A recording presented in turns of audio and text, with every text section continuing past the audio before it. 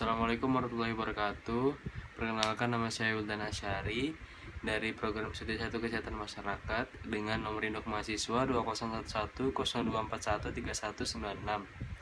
Kelas 3H, mata kuliah Dasar Ilmu Gizi Kesehatan Masyarakat. Dalam kesempatan kali ini saya akan meresum modul 12 dengan tema PSG Biofisik, Bioklinis, dan Biokimia. Definisi: melihat kondisi status gizi seseorang dengan melihat perubahan yang terjadi dalam tubuh. Artinya, adanya ketidakcukupan zat gizi pada beberapa jaringan epitel dan dekat dengan kelenjar keloid. Caranya, pada diri seseorang melihat gejala atau simptom dan melihat tanda atau SIG.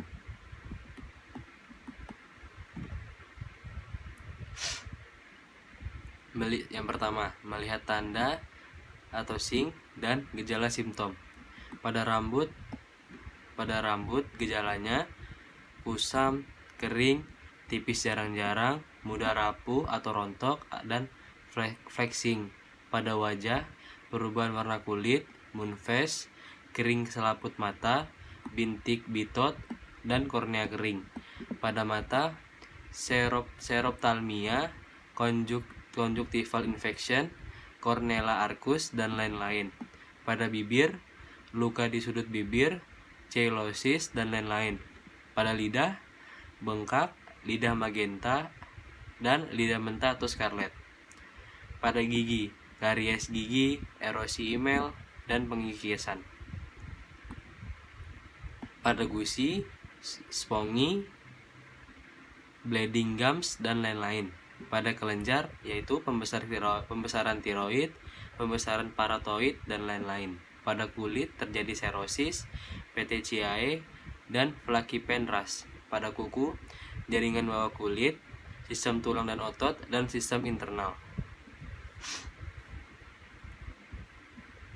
Kelebihan dan kekurangan yaitu biaya besar, mudah diinterpretasikan, peralatan tidak rumit. Kekurangannya, gejalanya mirip-mirip. Gejala klinis tidak bersifat spesifik dan adanya variasi dalam gejala klinis yang timbul.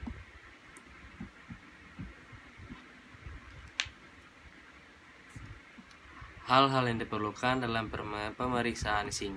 Yang pertama, tanda-tanda SIG yang memang benar berhubungan dengan kurang gizi bisa karena kekurangan salah satu zat gizi atau lebih yang dibutuhkan tubuh.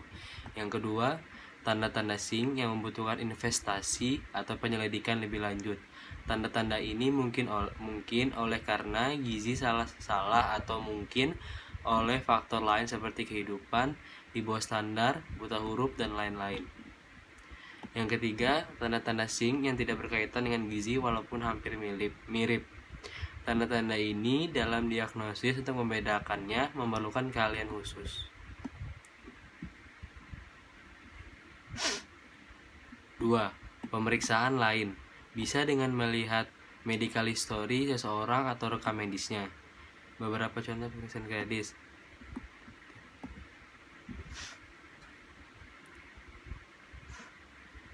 tanda klinis pada Maramus ditandai dengan berat badan yang sangat kurus, baggy pain, iga gambang, dan monevice.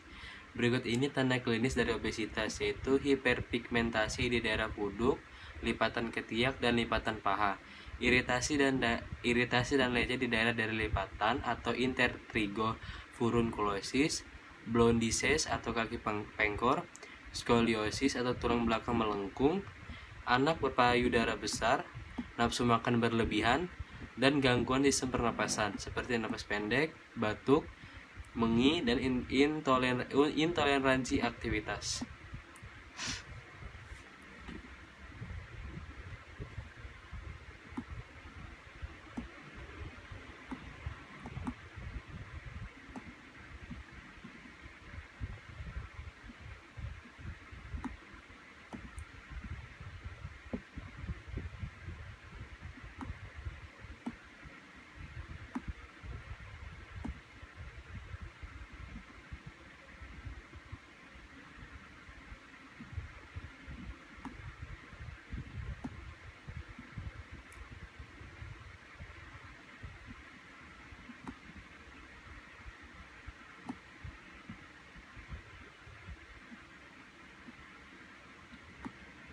USG langsung metode biokimia.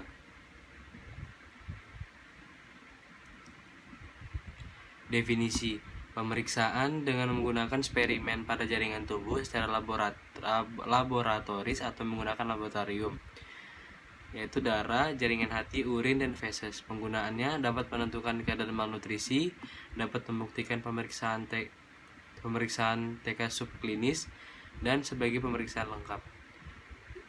Pemeriksaan biokimia dilakukan terutama untuk mendeteksi keadaan defisiensi zat gizi subklinikal, artinya sudah mengalami kelainan biokimia namun tanpa tanda-tanda atau gejala klinis, sehingga sering digunakan untuk menggambarkan tahap awal dari suatu penyakit atau kondisi sebelum gejala terdeteksi oleh pemeriksaan klinis atau pemeriksaan laboratorium.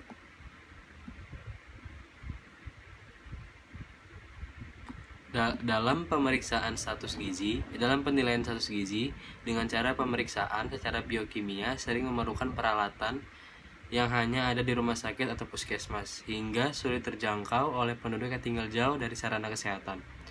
Umumnya, pemeriksaan biokimia digunakan untuk melengkapi metode lain dalam penilaian status gizi. Misalnya, data penilaian konsumsi, pangan, klinis, dan antropometri telah terkumpul, tetapi dengan adanya data biokimia, masalah gizi yang spesifik agar dapat lebih mudah diidentifikasi. USG langsung metode biofisik.